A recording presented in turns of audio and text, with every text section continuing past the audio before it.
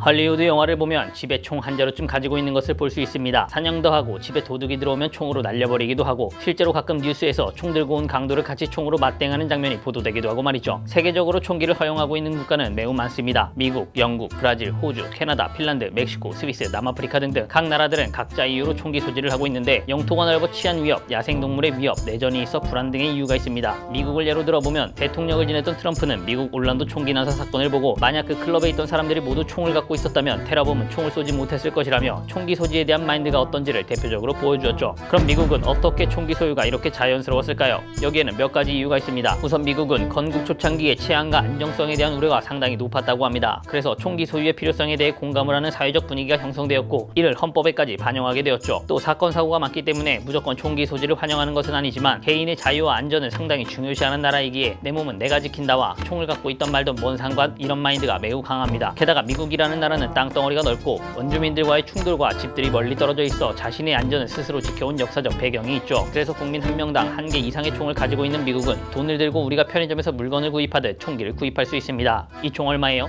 좀만 깎아주세요. 이렇게 말이죠. 물론 각 나라에 따라 자격이나 면허 등 심사를 두긴 하지만 총기를 소유할 수 없는 우리나라나 일본, 중국 등의 나라 사람들이 본다면 매우 생소한 장면이라고 할 수 있습니다. 우리나라도 PX 가면 K2 판다는 소리가 있던.